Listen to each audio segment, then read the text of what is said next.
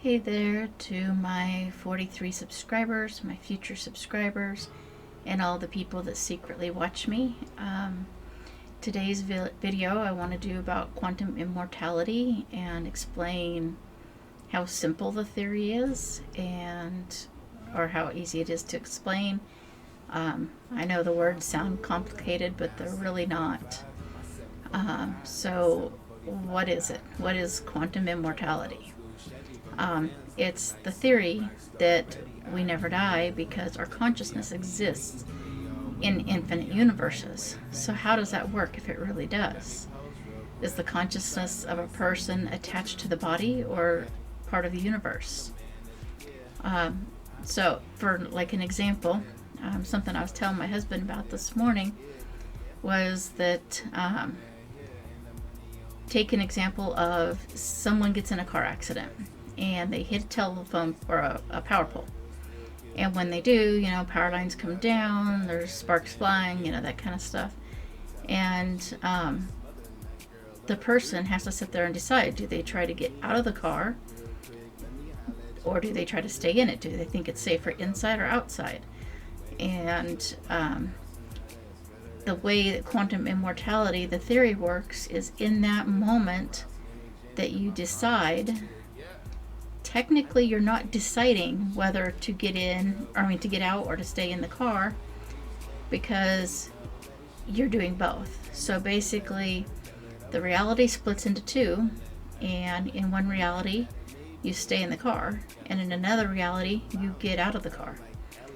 And of course, in the car there's a possibility you might touch something metal, and in getting out of the car there's a chance the power line's going to hit you, and either way there's a risk. And so in one reality you might live, in another reality you might die.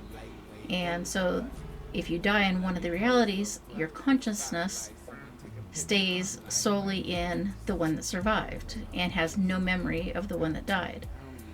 And so it's kind of like on a video game, we make a mistake, we die, and then we kind of get a do-over.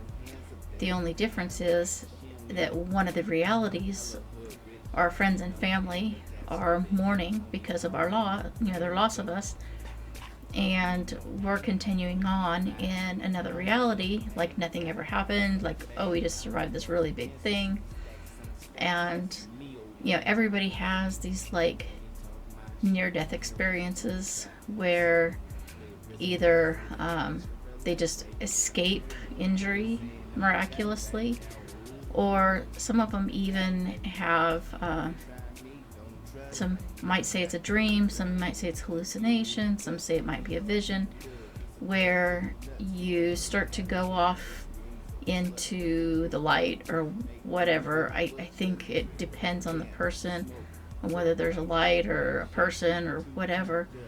But I had a thought, and what if those near-death experiences are where your consciousness is deciding where it wants to go, and the ones that survive, maybe they've survived in both realities, and so they decide to split into two.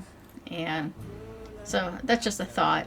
I don't know if that's actually part of the theory. I don't think it is, but it's my thought, and I like sharing my thoughts.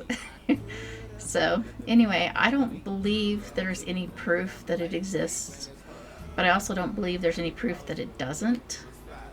And what I do believe is that it's healthy to consider every option in life, to let your imagination run wild with possibilities, because that excitement will make you healthier and happier. And it's good to sit there and have an imagination and just like imagine all the possibilities of things that could be. And some people turn that into books, some turn it into movies, some just share fantastical stories with their friends. Either way, it brightens people's lives to have that entertainment. So anyway, that's all I got to say about it for now. And I'm gonna go. I'll be back next weekend, if not sooner. And so next Sunday? No, yeah. I'll be back next Sunday at the latest. And anyway, thank you for watching. Please like, subscribe, comment. Tell me what you think about the idea of quantum immortality and if you have any opinions on it. And I'll talk to you later. Bye. Real quick. She looking at me, let her see real quick. Let me holler at your boo, hit a beat real quick. Hello. Girl, you way too slick. Why you bouncing that ass? Girl, that ass too thick. How the hell you get a moan if the jeans don't fit?